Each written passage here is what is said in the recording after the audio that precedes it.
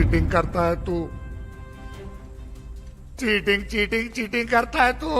कभी साथ मिलकर खिलाफत के ख्वाब बुनते थे, कभी सऊदी की बादशाहत को नेस्तनाबूद करने के दावे करते थे, लेकिन वास्तविकता ने तुर्की को ऐसा चांटा लगाया कि उसे भारत की शरण में आना पड़ा और पाकिस्तान भी बोल पड़ा, पार्टी बदल लिया साला। नमस्कार, स्वागत है आपका टीएफआई पर और मैं अनिमेश पांडे आपको परिचित कराऊंगा तुर्की के नए स्वरूप से और कैसे उसे फिर से वही काम करना पड़ रहा है जिसे करने से पूर्व ही तुर्की के राष्ट्राध्यक्ष रेसेप एर्दोगन की मति हर ली गई थी। तो अविलंब आरंभ करते हैं। हाल ही में तुर्की ने एक अनोखे निर्णय में भारत को ड्रोन तकनीक बेचने का निर्णय किया है। अरे चौंकिए नहीं, यही सत्य है। तुर्की ने घोषणा की है कि वह अपने अत्याधुनिक ड्रोन भारत को निर्यात करेगा। यूरेशियन टाइम्स की रिपोर्ट के अनुसार तुर्की की ड्रोन उत्पादक कंपनी ज़ायरोन डायनामिक्स अपने प्रथम mini multi rotor drone Bharat को निर्यात करेगी और स्थानीय मीडिया रिपोर्ट्स के अनुसार ऐसे 100 ड्रोन भारत को अगले वर्ष तक डिलीवर हो जाएंगे। परंतु ठहरिए, यह तो मात्र प्रारंभ है। डीसीएम श्रीराम नामक एक भारतीय कंपनी ने इस्तांबुल में IDEF नामक रक्षा उद्योग फेयर के दौरान एक पार्टनरशिप डील पर हस्ताक्षर किया, जिसमें लगभग $1 मिलियन मूल्य के 30% शेयर्स का अधिग्रहण किया गया। इस डील के अंतर्गत ज़ायरोन डायनामिक्स भारतीय कंपनी को आवश्यक तकनीक और उपकरण प्रदान करेगी और दोनों कंपनियां एक दूसरे को ड्रोन निर्माण में सहायता देंगी। इस बारे में तुर्की स्थित भारतीय दूतावास ने भी पुष्टि की, लेकिन यह परिवर्तन अचानक नहीं हुआ।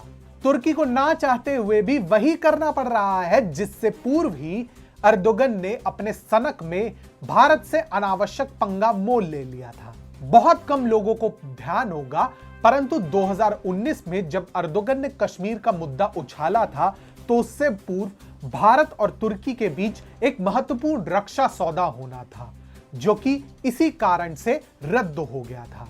अगले ही वर्ष जब नगोर्नो काराबाख के तनातनी पर आर्मेनिया और अजरबैजान के बीच हिंसक झड़प हुई और तुर्की ने उसमें टांग अड़ाने की कोशिश की, तो भारत और आर्मेनिया के बीच एक महत्वपूर्ण रक्षा सौदा तय हुआ, जिसका मुख्य निशाना निसंदेह तुर्की था।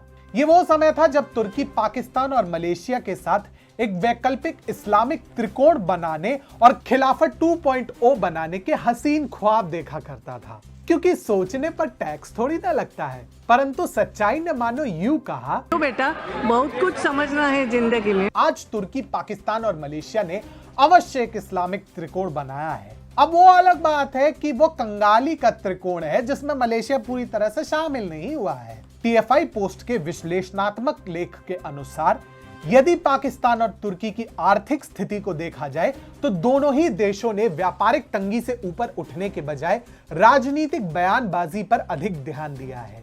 अब स्थिति ऐसी हो गई है कि इस्लामिक देश तुर्की का बाजार आर्थिक तंगी के शिकंजे में कसता जा रहा है। बीते शनिवार को शेयर बाजार खुलते ही तुर्की के शेयरों में भारी गिरावट दर्ज की गई और हालात ये है कि वहां का केंद्रीय बैंक स्थानीय मुद्रा टर्किश लीरा के अवमूल्यन को भी नहीं रोक पा रहा है। यही नहीं, कुछ दिनों पूर्व तुर्की ने सभी सूचीबद्ध शेयरों पर ट्रेड को रोक दिया था, क्योंकि तेज गिरावट के बाद बाजार में व्यापक सर्किट ब्रेकर शुरू हो गया था और उसमें टर्किश लीरा की गिरावट निम्नतम स्तर पर पहुंच गई है। ऐसे में तुर्की ने विवशता में ही सही परंतु एक नई साझेदारी प्रारंभ की है और पाकिस्तान की हालत आने वाले समय में कुछ ऐसी होने वाली है। अरे मुझे चक्कर आने लग गया अब।